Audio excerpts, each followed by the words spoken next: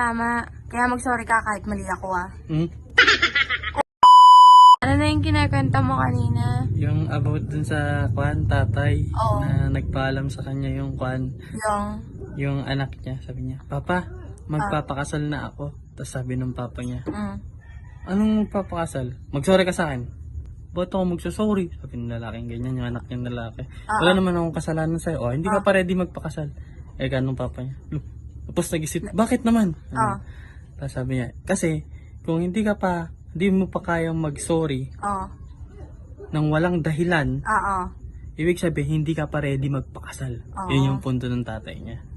Yun lang. Tama. Kaya mag-sorry ka kahit mali ako ah. Sorry. Parang hindi sincere. Ano ba naman to? Ayun, Nagkikwento lang ako. Bakit nadamay na naman? Ang hirap mo kausap. Nakakainis naman itong lalaki na to. Sinishare ko lang sa'yo. Hoy, magsasorry ka na nga lang. Hindi mo pa magawa na maayos. Sorry na nga. Mali ako. Mali ako kasi tama ka. Ang laki ng... Ba't di ka tumitingin dito? Tama ka. Sorry nga eh. Hindi pa ako tapos magsalita. Sorry na. Hindi. Sorry. Mali ako. May pagkukulang akong malaki kasi nagkikwento lang naman ako. Dapat hindi na lang ako nagkwento in the first place, di ba? Sorry, mali talaga ako. Mali kami mga lalaki. Hindi naman kami naging tama sa mata nyo. Eh, buti alam mo. Buti alam nyo. Di ba? Kaya mag-sorry kayo kahit mali kami. Okay? Sorry. Ba't galit ka? Hindi ako galit. Ang punto ko lang kasi, cream ako. Ay ano ngayon kung cream ka?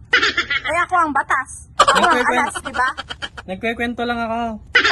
Tapos? Sorry na nga. Tama ka lang. Bakit sarcastic yung pagsasalita mo? Ayusin mo. Sorry na nga. Sayang pagiging cream.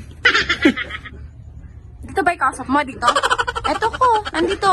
Kaya dito ko tumingin. Sorry na nga. Huwag mo kong lalakyan ng mata dyan. Sorry na. Ano ba bang gusto mo? Babae ka.